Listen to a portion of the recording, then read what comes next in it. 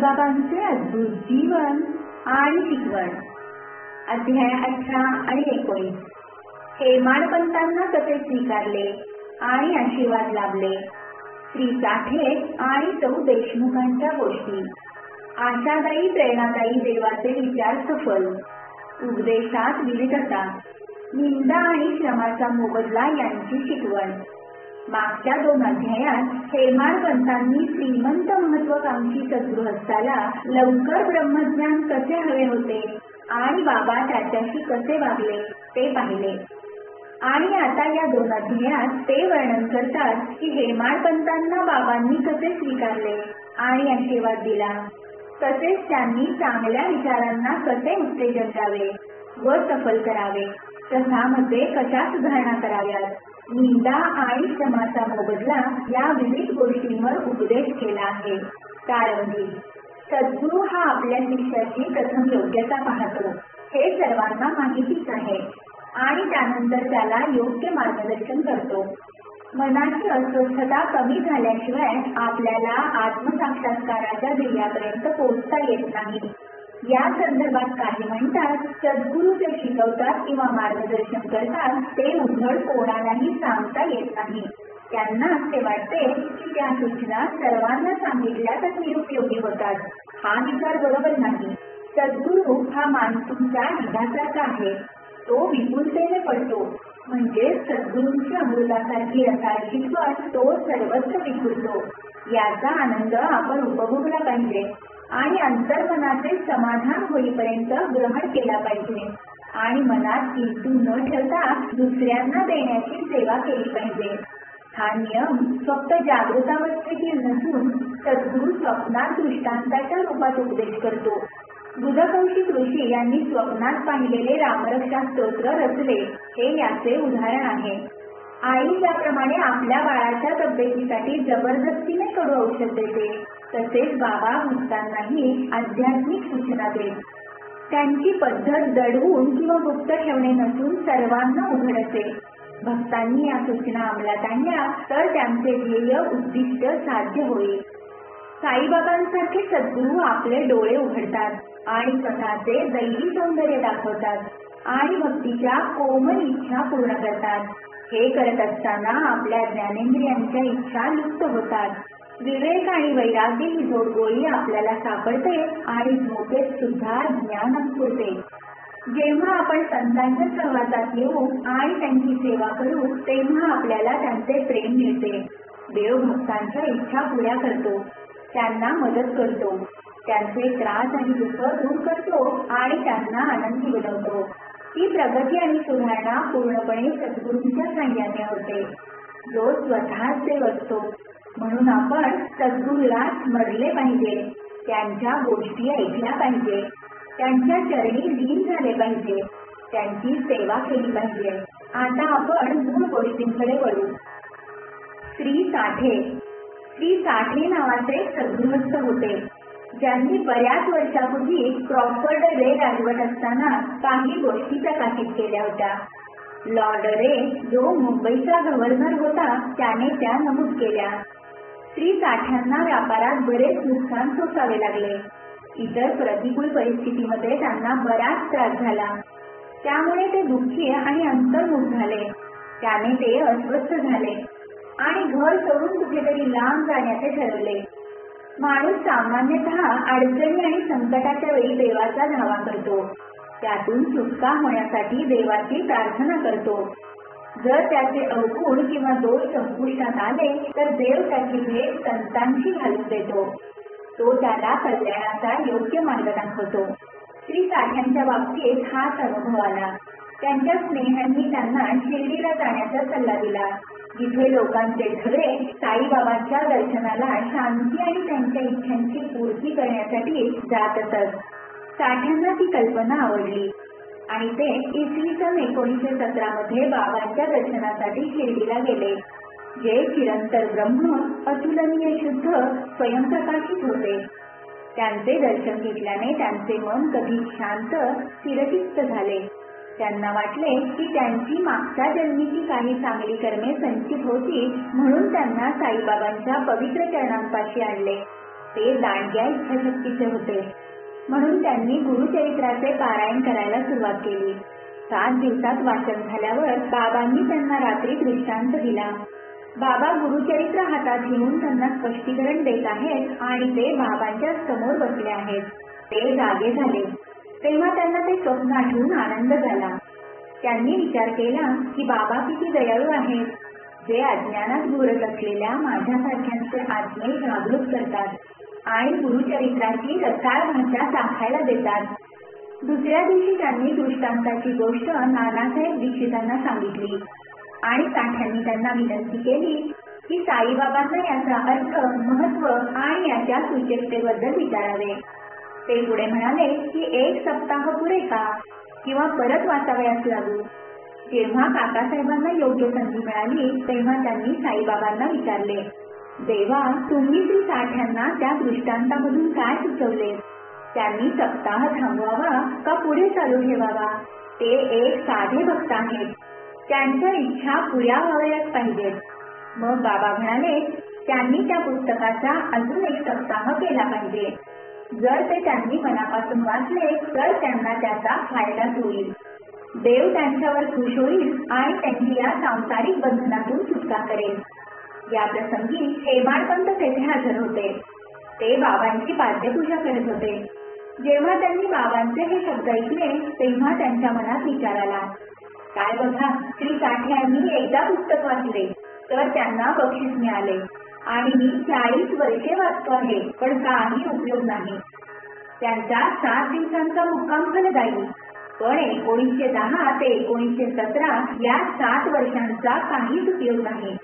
मी चातक पक्षासारखी वाट बघत आहे की केव्हा बाबांचे दयाळू शब्द माझ्यावर अमृतासारखे बरसतील आणि मला सूचनांचा आशीर्वाद मिळेल. जसे हे विचार त्यांच्या मनात आले तेव्हाच बाबांना ते कळले. भक्तांचा हा अनुभव आहे की बाबा भक्तांचे विचार लगेच समजून जात आणि ते वाईट विचार लगेच दाबून टाकत आणि चांगल्या विचारांना प्रोत्साहन देत.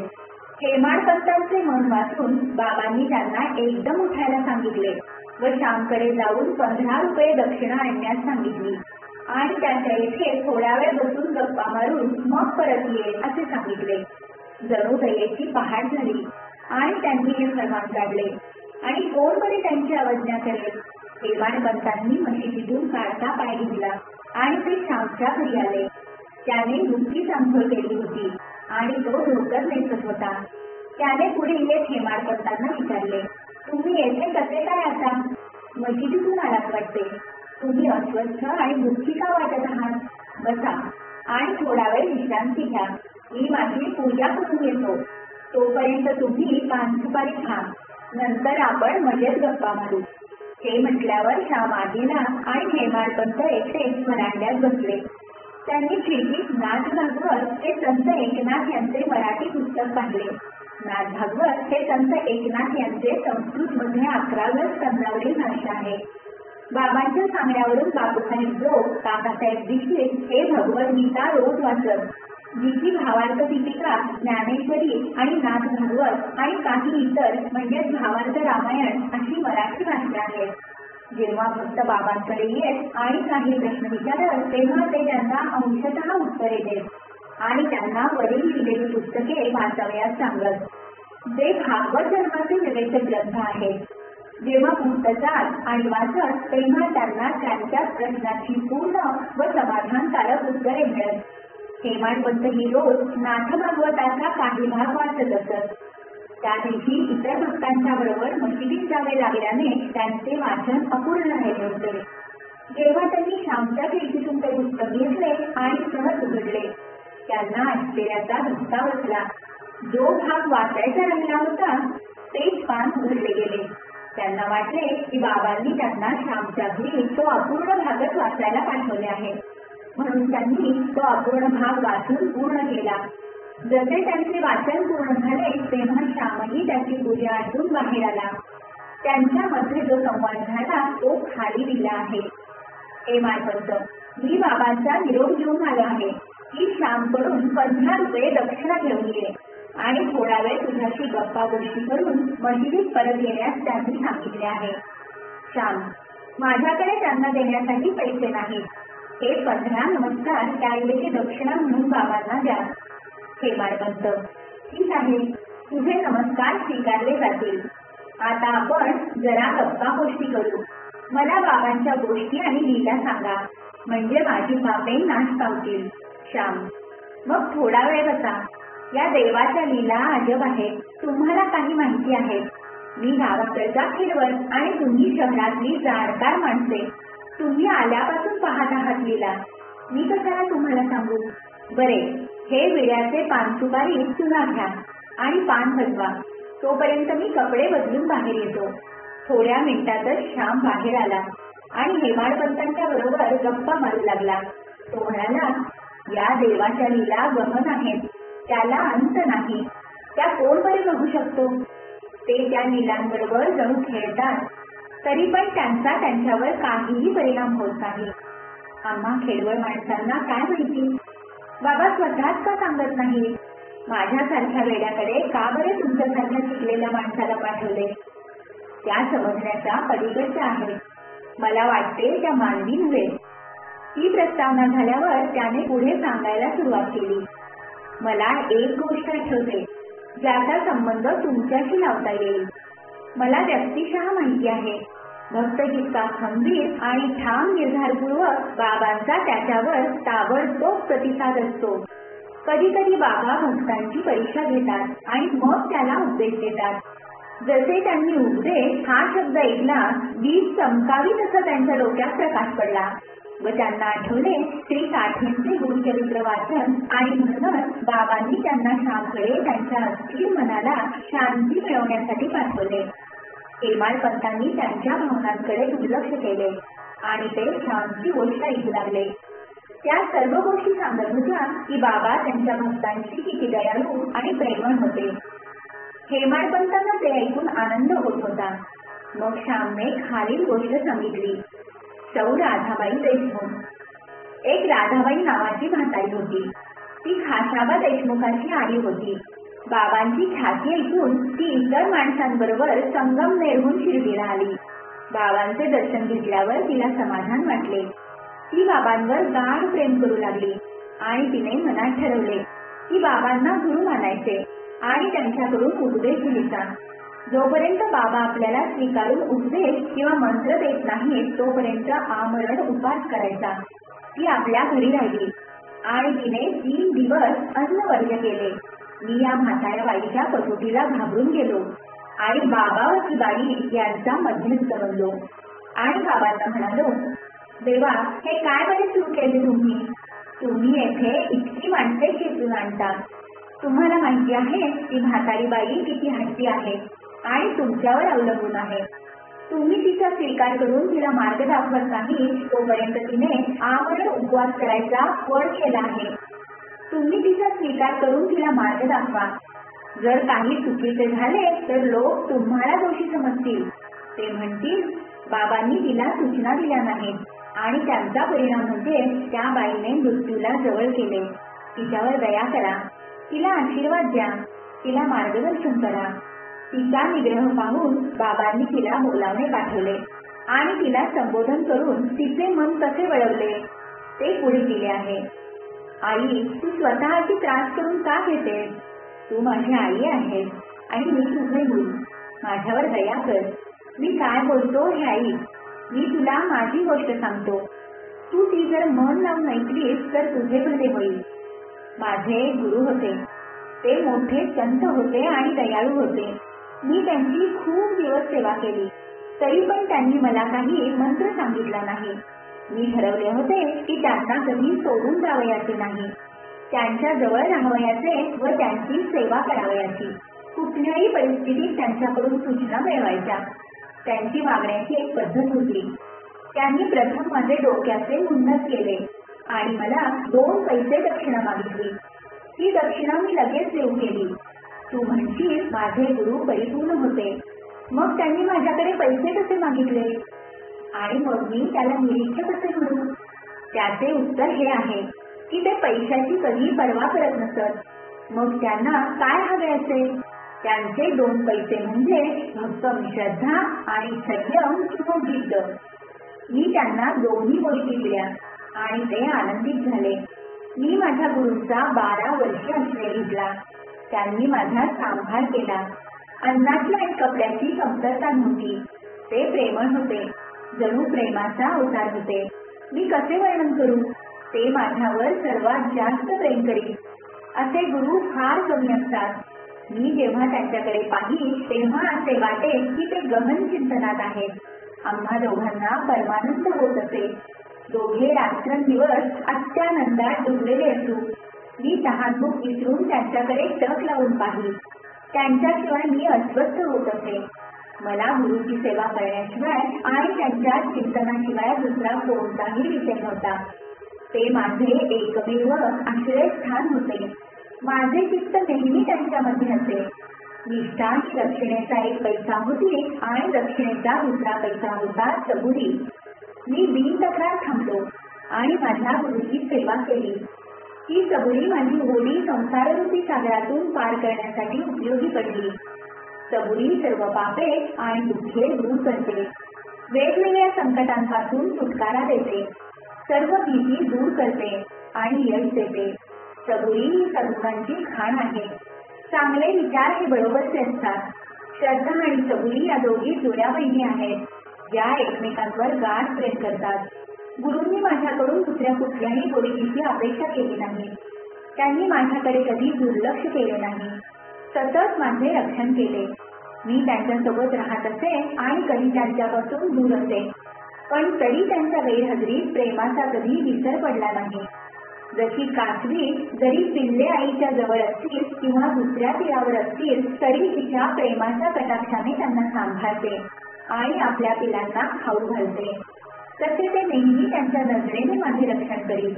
आई, माझ्या गुरुने कधी मला मंत्र शिकवले नाही, मग मी तुझ्या कानात कसे मंत्र फुंकू? फक्त लक्षात ठेव, गुरु हा कासव आहे. त्यांच्या प्रेममय कटाक्षाने आनंद मिळतो. मंत्र आणि उपदेश कोणाकडून घेऊ नकोस. तुझ्या विचार आणि कृतींमध्ये एकमेव ध्येय ठेव आणि तुला खात्रीने परमार्थ भेटेल. माझ्याकडे मनापासून पहा आणि मी त्या उलट तुझ्याकडे पाहतो. या मशिदीत बसून मी खरे बोलतो, काही नाही पण सत्य. कुठली साधना नाही किंवा 6 शास्त्रांच्या नैपुण्याची आवश्यकता नाही. गुरूंवर श्रद्धा आणि विश्वास ठेव. गुरु हा एकमेव नट किंवा कारक आहे. तो पुण्यशील आहे. ज्याला गुरुचा मोठेपणा कळला आहे तो गुरुला ब्रह्मा विष्णू महेश म्हणजे त्रिमूर्ती यांचे अवतार मानतो. अशा प्रकारे तिला शिकवल्यावर त्या म्हाताऱ्या बाईने बाबांना वाकून नमस्कार केला आणि उपवास सोडला. ही गोष्ट काळजीपूर्वक आणि लक्ष देऊन ऐकल्यावर त्याचे महत्व आणि त्याची इष्टता पटल्यावर हेमाडपंत आश्चर्याने प्रसन्न झाले. बाबांची ही अजब लीला पाहून ते नखशिकांत रोमांचित झाले. त्यांचा आनंद गगनात मावत नव्हता. त्यांचा गळा दाटून आला. त्यांच्या तोंडून एक शब्द फुटत नव्हता. ही परिस्थिती पाहिल्यावर श्यामने त्यांना विचारले, काय झाले? तुम्ही इतके गप्प का? बाबांच्या अगणित लीलांचे वर्णन कसे करू? याच वेळेला मशिदीतील घंटा वाजली. जणू दुपारची पूजा आणि आरती सोहळा लवकरच सुरू होतो आहे याचे जाहीर निमंत्रण होते. म्हणून श्याम आणि हेमाडपंत घाईने मशिदीकडे जाऊ लागले. बापूसाहेब दोघांची नुकतीच पूजा झाली होती. बायका मशिदीत वर उभ्या होत्या तर पुरुष अंगणात उभे होते आणि ते सर्व सामुदायिक ढोलाच्या तालावर आरती म्हणत होते. श्याम वर गेला आणि हेमाडपंतांना त्याच्याबरोबर ओढू लागला. श्याम बाबांच्या उजव्या बाजूला आणि हेमाडपंत त्यांच्या समोर होते. त्यांना पाहून बाबांनी हेमाडपंतांना विचारले, श्यामकडून दक्षिणा आणलीस का? ते म्हणाले, श्यामने त्या बदल्यात नमस्कार दिले आणि तो समक्ष आला आहे. बाबा म्हणाले, ठीक आहे, आता मला सांगा तुमच्या दोघांत काय गप्पा गोष्टी झाल्या ते? घंटांच्या आवाजाकडे, सामूहिक गाणे, ढोल या सर्वांकडे दुर्लक्ष करत हेमाडपंत त्यांच्यातील संवाद उत्सुकतेने बाबांना कथन करू लागले. बाबाही ते ऐकण्यास उत्सुक होते, म्हणून त्यांनी बैठक सोडली आणि ते पुढे वाचले. हेमाडपंतांनी त्यांच्यात झालेले सर्व बोलणे सांगितले आणि त्या बाईंची गोष्ट सांगताना ते जास्तच आनंदी होते. त्या ऐकल्यावर त्यांनी विचार केला की या लीला रहस्यमय आहेत आणि त्या गोष्टी रूपांनी त्यांना जणू समृद्ध केले. आशीर्वाद लाभले. बाबा मग म्हणाले, गोष्टी छान आहेत, पण तुला आशीर्वाद कसा काय लाभला? मला तुझ्याकडून सविस्तर ऐकायला आवडेल, म्हणून तू मला सांग. हेमाडपंतांनी त्या गोष्टींच्या संबंधित सर्व सांगितले, जे त्यांनी आधी ऐकले होते आणि काही त्यांच्या मनात निर्माण झालेले मत सांगितले. हे ऐकून बाबा खुश झाले आणि त्यांनी हेमाडपंतांना विचारले, तुला ती गोष्ट कळली का आणि त्यातील महत्त्व जाणून घेतलेस का? ते म्हणाले, होय बाबा, माझ्या मनातील अस्वस्थता पळून गेली आणि मला खरी शांती लाभली आणि मला खरा मार्ग दिसला. नंतर बाबा म्हणाले, माझी पद्धत एकमेव असते, ही गोष्ट लक्षात ठेव आणि ती तुला उपयोगाला येईल. स्वतःची माहिती मिळवण्यासाठी ध्यानाची आवश्यकता असते. याचा तू जर सराव केला तर तुझी बुद्धी शांत होईल, तू निरीक्ष होशील. तू देवाचे चिंतन केले पाहिजे, जो सर्व प्राणीमात्रांमध्ये आहे, आणि मन एकाग्र करण्याचा प्रयत्न कर. तुझे उद्दिष्ट प्राप्त होईल. नियमाने माझ्या निरंकार रूपाचे चिंतन कर, जे ज्ञानाचा, चेतनेचा परमानंदी अवतार आहे. जर हे तू करू शकत नसशील तर माझे नखशिकांत रूप, जे तू अहोरात्र पाहतोस, त्याचे चिंतन कर. ते जर तू करत गेलास, तुझ्या वृत्ती केंद्रित होतील आणि ध्याता, ध्यान आणि ध्येय यातील फरक नष्ट होईल आणि मध्यस्थ हा चेतनेचा बनेल आणि ब्रह्मामध्ये विलीन पावेल. आई कासव ही नदीच्या एका तीरावर असते आणि तिची पिल्ले दुसऱ्या तीरावर. ती पिल्ले काहीच करत नाही, फक्त आईची आठवण काढतात, म्हणजे चिंतन करतात. आई त्या पिल्लांकडे फक्त नजर ठेवते. फक्त निर्वाहाचे आणि आनंदाचे एकच उगमस्थान. गुरु आणि शिष्यामध्ये तेच नाते असते.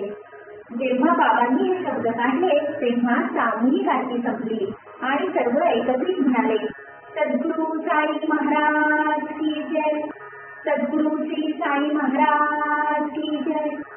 ज्यात खरी चेतना, ज्ञान आणि परमानंद आहे.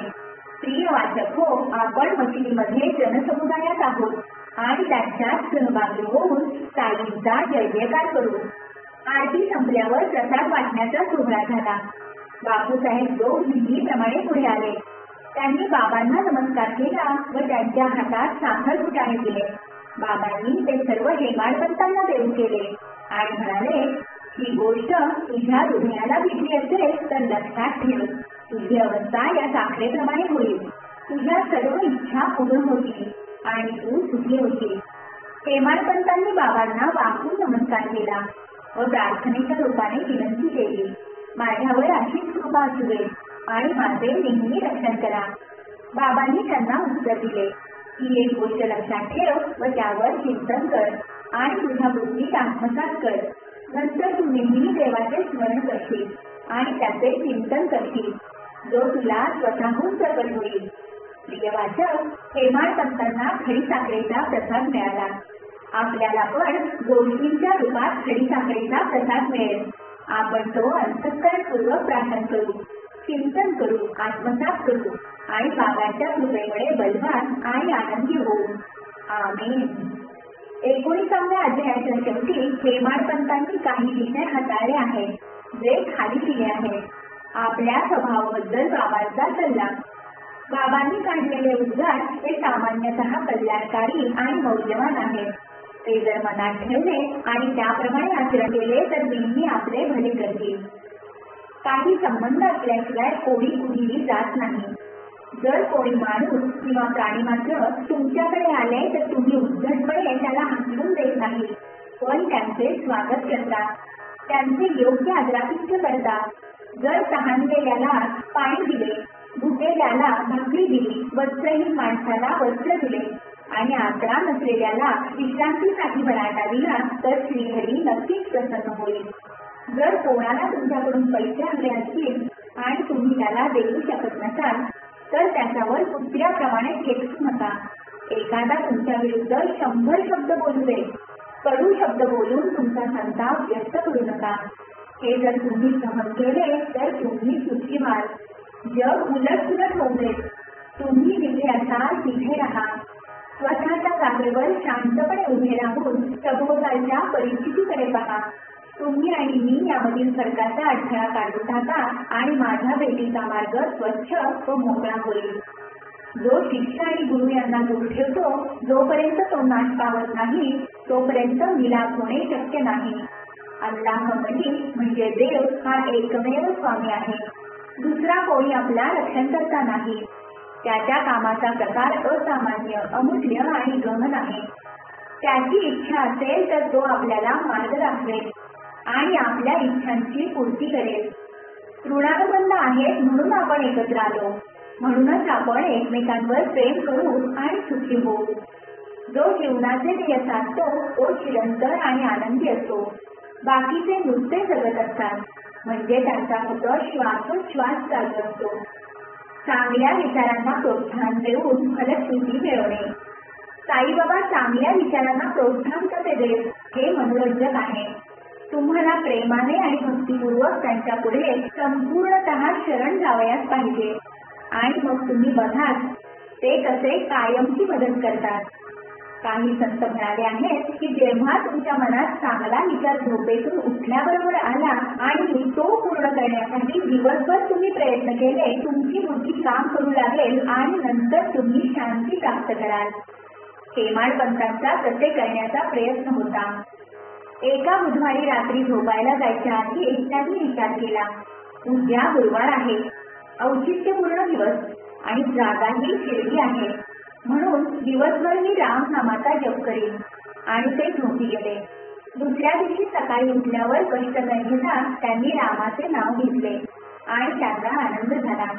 सकाळच्या नित्यनियमाच्या गोष्टी आटोपल्यावर ते फुले घेऊन बाबांकडे गेले. जेव्हा त्यांनी दीक्षित वाडा सोडला आणि बुटी वाड्यावरून जात होते, त्यांनी सुंदर गाणे ऐकले. मशिदीत औरंगाबादकर बाबांपुढे म्हणत होते. ते गाणे असे होते, गुरु कृपाजन पायो मेरे भाई, गुरु कृपाजन पायो मेरे भाई इत्यादी.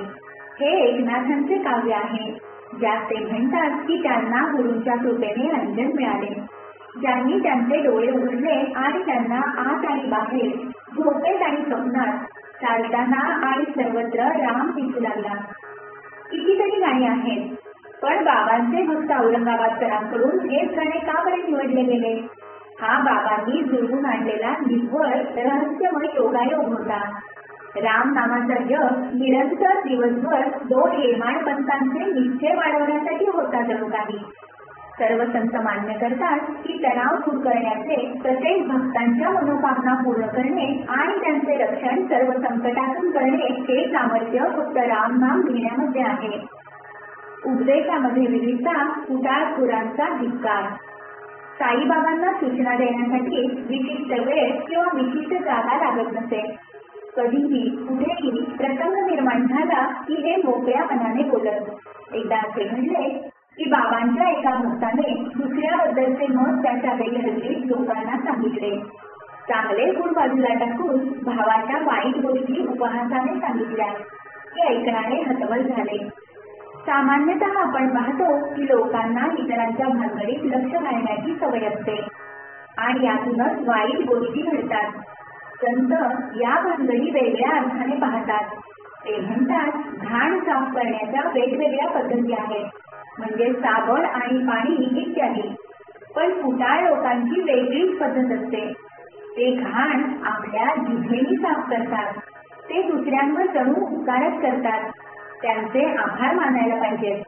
साईबाबांची कुटाळखोर लोकांना सुधारण्याची वेगळीच पद्धत होती. ते सर्वज्ञानी असल्याने त्यांना कुटाळखोराने काय केले आहे ते माहिती असते. आणि तो जेव्हा त्यांना दुपारी मेंढीजवळ घेते, बाबा त्याला कुंपणाजवळ घाण खाणारा डुक्कर असे म्हणत आणि त्याला म्हणत, बघा कसा घाण आनंदाने खातो आहे ते.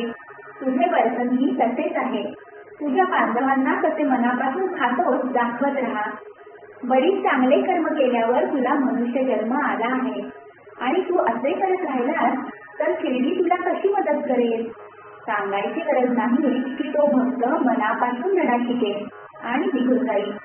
अशा प्रकारे आवश्यकतेनुसार बाबा मार्गदर्शन करत. जर त्या आचरणात धारण केल्या तर अध्यात्मातील ध्येय फार दूर नाही. एक म्हण आहे, असेल माझा आहारी तर देईल खाटल्यावरी. ही म्हण फक्त अन्न आणि कपड्या लत्त्या बाबतीत खरी आहे, या म्हणीवर विसंबून राहिला व आयतासारखा आध्यात्मिक हालचाल केली नाही तर बर्बाद व्हाल. आत्मसाक्षात्कार प्राप्तीसाठी झटायला पाहिजे. जेवढे त्याचे प्रयास तेवढे हितावह. बाबा म्हणत की ते सर्वज्ञानी होते. जमीन, हवा, जग, प्रकाश आणि स्वर्ग हे पार करू शकत होते. म्हणजेच एके ठिकाणी नसत. जे चुकीचा विचार करतात की ते शरीराने 3 आणि अर्धा फूट लांब होते ही गैरसमजूत दूर करण्यासाठी त्यांनी अवतारी रूप घेतले. जर कोणी भक्त त्यांचे अहोरात्र चिंतन करेल त्यांना शरण येईल तो त्यांच्याबरोबर एकरूप झाल्याचा अनुभव घेईल. जसा साखरेचा गोडवा, समुद्राच्या लाटा, डोळे आणि दृष्टी. ज्याला जन्म आणि मरणाचे चक्र संपवायचे आहे आणि पुण्यवान आयुष्य जगायचे आहे त्याने शांत व स्थिरचित्त झाले पाहिजे. त्याने कोणाचे मन दुखावले जाईल असे कोणाशी कर्कशपणे बोलता कामा नये. त्याने सतत चांगल्या कृती केल्या पाहिजेत. कर्तव्ये पुरी केली पाहिजेत आणि हृदय आणि आत्म्याने त्यांच्यापाशी शरण जावयास पाहिजे. मग त्याला कशाची भीती वाटणार नाही. जो त्यांच्यावर पूर्ण विश्वास ठेवतो, त्यांच्या लीला ऐकतो आणि कुठलाच विचार करत नाही त्याला नक्कीच आत्मसाक्षात्कार होईल. बाबांनी बऱ्याच जणांना त्यांचे नाव घ्यायला सांगितले. त्यांना शरण जावयास सांगितले. ज्यांना मी कोण आहे ते माहिती करून घ्यायचे होते त्यांना त्यांनी सल्ला दिला. श्रवण म्हणजे अभ्यास आणि मनन म्हणजे ध्यान. काहींना त्यांनी देवाचे नाव घ्यावयास सांगितले. काहींना त्यांच्या लीला ऐकावयास सांगितले. काहींना त्यांच्या चरणांची पूजा करावयास सांगितले. काहींना अध्यात्म रामायण, ज्ञानेश्वरी आणि इतर पवित्र ग्रंथ वाचावयास सांगितले. काहींना त्यांच्या चरणांजवळ बसायला सांगितले. काहींना खंडोबाच्या देवळाकडे पाठवले आणि काहींना उपनिषद आणि गीता अभ्यासायला सांगितले. त्यांच्या सूचनांना काही मर्यादा नव्हत्या. कधी प्रत्यक्ष भेटत, कधी दृष्टांतातून आणि स्वप्नात येत. कोणाला दूध पिण्याचे व्यसन लागले. त्यांच्या स्वप्नात आले आणि त्यांच्या छातीवर बसले आणि त्यांनी जेव्हा त्यांच्याकडून वचन घेतले की दारूला स्पर्श करणार नाही तेव्हा त्याला सोडले. काहींना त्यांनी गुरु ब्रह्माचा मंत्र स्पष्ट केला. काही भक्त जे हठयोगाचा सराव करत होते त्यांना सांगितले शांत बसा आणि वाट पहा. ही म्हणजे सबुरी होय. जरा कठीणच आहे. त्यांच्या विविध पद्धतींचे वर्णन करणे. थोडक्यात त्यांनी आपल्या कृतीने लोकांना शिकवले. खाली एक उदाहरण दिले आहे. श्रमाचा मोबदला याची शिकवण. एका दुपारी बाबा राधाकृष्ण माईच्या घराजवळ गेले आणि म्हणाले एक शिडी आणा. शिडी आणली आणि बाबांच्या सांगण्यावरून भिंतीला लावून उभी केली. वामन गोंदकर छतावर चढले. त्यांनी राधाकृष्ण माईच्या घरावरील कौले दूर केली आणि कडेने हात उचलले. बाबांनी काय केले असेल असे तुम्हाला वाटते? राधाकृष्णमाई त्यावेळी मलेरियाच्या तापाने फणफणत होत्या. तो ताप घालवण्यासाठी ते तेथे वरती गेले असतील. खाली उतरल्यावर त्यांनी लगेच शिडी आणणाऱ्या माणसाला 2 रुपये दिले. काहींनी विचारले एवढे का बरे पैसे दिले? ते म्हणाले की कोणीही श्रम फुकट घेऊ नये. कामगाराला त्यांचा योग्य मोबदला सरळ हाताने दिला पाहिजे. कामाचा मोबदला वेळेवर आणि समाधानकारक दिला पाहिजे. हे बाबांचे तत्व जर पाळले तर कामगार चांगले वागतील आणि कामगार आणि त्यांचे मालक या दोघांनाही फायदा होईल आणि मग संप होणार नाही. मालक आणि कामगार यांच्यात वाईट नाते राहणार नाही. श्री साईंना नमस्कार. सर्वांना शांती लाभो.